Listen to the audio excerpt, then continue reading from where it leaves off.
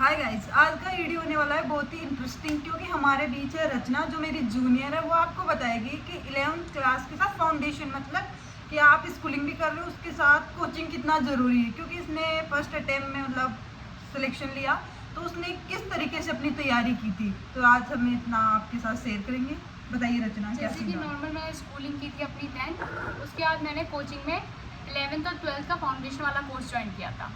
अब फाउंडेशन को का मतलब नॉर्मल आप जो बैच करते हो 12th के बाद कोई भी ज्वाइन करोगे उससे ज़्यादा एडवांटेज रहेगा, क्योंकि आपके जो बेसिक्स हैं जो आप 11th 12th में स्कूल वाले बहुत जल्दी जल्दी खींच देते हैं, वो उसको इतना और स्कूल वाले तो ये सीन होता है कि स्कूल वाले 11th को 11th मानते नहीं, वो ओनली बोर्ड क्लासों को कि बोर्ड क्लास पे अच्छी परसेंटेज होनी चाहिए तो हमारी स्कूल का ज़्यादा बेटर रिजल्ट रहेगा।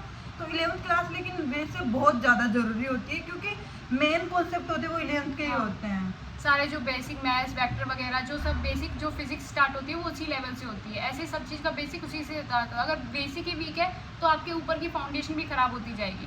बाकी ये फाउंडेशन वीक है तो आपकी बिल्डिंग भी जीरो लेवल की है। तो ऐसे आप किसी भी ज्वाइन करते हो, आप किसी भी कोचिंग वगैरह, जैसे आप 11th 12th अपनी स्ट्रॉन्ग करते जाओगे तो आपको बाकी अगर आपका फर्स्ट अटेम्प्ट में भी नहीं होता तो आपको इतनी दिक्कत आगे नहीं आएगी। आपका बेसिक स्ट्रॉन्ग है तो आपकी कॉन्सेप्ट, अगर कॉन्सेप्ट क्लियर है तो आगे आपको क्वेश्चन जो प्रीवियस ईयर के हैं वो तो हो, और जो थोड़े अलग कॉन्सेप्ट जैसे आजकल 2025 में क्या किया है, जो प्रीवियस क्वेश्चन से थोड़े हटके क्वेश्चन आए कि लंबे लंबे लेंथ वाले जो पहले आते थे जब AIPMT वगैरह होते थे, तो वो एक चीज़ एडवांटेज रहेगी अगर आपका कॉन्सेप्ट क्लियर है।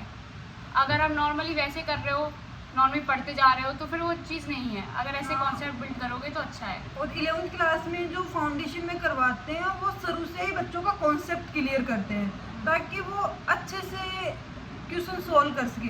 यदि यही बच्चा, ज़्यादातर टॉपर्स होते हैं वो ड्रॉपर कम रहते हैं और जो फ्रेशर बच्चे हैं वो ज़्यादा टॉपर रहते हैं। क्यों? क्योंकि उनके बेसिक्स बिल्कुल क्लियर रहते हैं, क्योंकि उनको 11th क्लास में बच्चों को कोई प्रेशर तो रहता नहीं है कि मुझे पढ़ना है, मुझे सिलेक्शन ही चाहिए। वो एकदम फ्रेश माइंड से पढ़ता रहता है और जब कोई भी चीज़ फ्रेश माइंड से गेन की हुई होती है वो एक हाई लेवल का टेंशन होता है ताकि बच्चे आगे तक वो याद रख पाते हैं।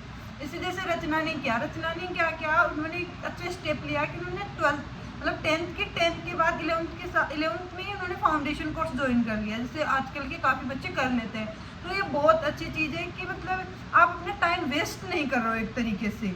11th स्कूलिंग तो हो ही रही है, स्कूलिंग तो है ही, बट उसके साथ आप फाउंडेशन कोर्स करोगे तो आप ज़्यादा और बच्चों से बहुत आगे निकल जाओगे। जो एक 12th के बाद डिसीजन लेते हैं कि मुझे नीट करनी है, तो आपने पहले ये किसका डिसीजन था फाउंडेशन का? मतलब मेरे कज़न वगैरह कर रहे थे तो उन्होंने सजेस्ट किया मतलब आप 12th के बाद डालोगे उससे अच्छा कि आप 11th 12th से डालो, जिससे कि इसकी बेसिक्स वीक ना हो, क्योंकि अगर बेसिक स्ट्रॉन्ग होंगे फिर तो अच्छा ही। फिर पापा ने सजेस्ट किया, फिर एडमिशन हो गया। और मुझे कहीं ना कहीं एडवांटेज लगा मेरी में कि मुझे जल्दी सिलेक्शन इसलिए हो गया क्योंकि मेरी 11th 12th वहाँ से थी। और जबकि हमारे तो टाइम पे कोविड और था, तब भी मतलब ऑनलाइन क्लासेस है, तब कहीं ना कहीं वो थोड़ा सा लगता ही है। अगर ऑफलाइन है तो और भी बेस्ट है वो। हाँ, ये सबसे ज़्यादा आज का मोटिव वीडियो का यही है कि यदि आपका टारगेट सेट है, यदि आपको नीट करनी है, जैसे रचना का टारगेट 10th क्लास के साथ सेट हो गया कि मुझे 10th क्लास का एग्जाम देते हैं कि मुझे नीट करना है, तो जब जिस आपको उस फील्ड में जाना है तो उस फील्ड का बिल्कुल बेसिक क्लियर करके चलो ना। तो आप 11th से ही फाउंडेशन ज्वाइन कर लो।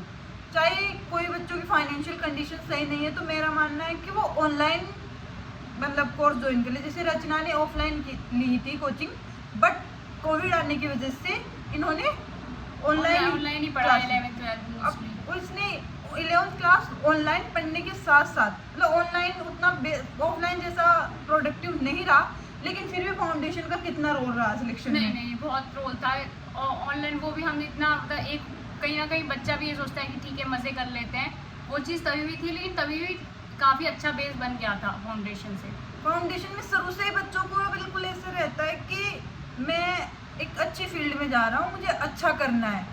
तभी तो सब बच्चे बेस बनाने के जो बच्चा 12th के बाद जाके बेस बनाएगा वो बच्चा कहीं ना कहीं 11th 12th में ही अपना कहीं बना ना लेता कहीं है। जो बच्चे शुरू से पढ़ते हैं उनमें कहीं ना कहीं वो डिफरेंस दिखता है कि उनकी कॉन्सेप्ट और जो क्वेश्चन सॉल्विंग करने की वो टाइम है वो बहुत कम होता है जो 11th 12th से। ये चीज़ मुझे बाकी दिखी थी बच्चों में जो कि और पहले से पढ़े, जो 9th 10th वाले फाउंडेशन कोर्स से पढ़े, उनकी स्पीड हम लोगों से बहुत ज़्यादा थी क्वेश्चन सॉल्व करने की, और एक्यूरेसी भी ज़्यादा थी और टाइम कम था उनका। ये एडवांटेज है। तो रचना ये बताओ कि मतलब ऑनलाइन क्लास ज्वाइन की आपने और कुछ महीने आपने ऑफलाइन भी लिया, जी। तो ऑनलाइन और ऑफलाइन में क्या डिफरेंस, आप बच्चों को मतलब क्या सजेस्ट करना चाहोगे कि आप ऑनलाइन कोर्स ज्वाइन करें या ऑफलाइन?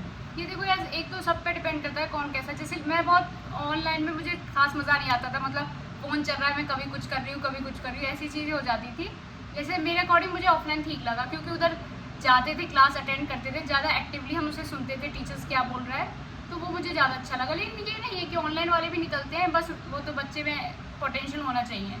हाँ, और वो माइंड सेट होना चाहिए कि उसको क्या करना है। डिस्ट्रिक्शन तो हर चीज़ में होते हैं, तो आप कुछ भी एक रील खोल के बैठ जाओ, एक बच्चा एक टाइम के वो रील देखेगा और उसको बंद कर देगा, दूसरा बच्चा बस रील स्क्रॉल करते रहेगा।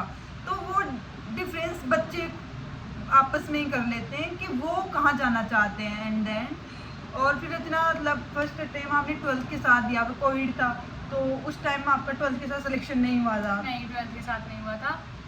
उस 12th के साथ मेरे 538 मार्क्स आए थे। अब 538, एक ड्रॉपर बच्चा 1-2 ड्रॉप लेने के बाद इतने मार्क्स आ पाते हैं। रचना के ऑनलाइन के साथ उसने इतने मार्क्स ले लिए क्योंकि इसके बेसिक्स क्लियर थे, और कहीं ना कहीं मार्क्स से बेसिक से ही आते हैं, और पेपर नीट का कोई हाई लेवल का तो आता नहीं है, वो बिल्कुल बेसिक से आता है। इस बार का पेपर नीट 2025 का पेपर भी कोई हाई लेवल, हाँ हार्ड था, क्योंकि काफ़ी सालों से बहुत इजी पेपर आ रहा है। इसलिए यदि हम 2019 से पहले की बात करें तो पेपर इसी लेवल का आता था, और कट ऑफ भी इतनी ही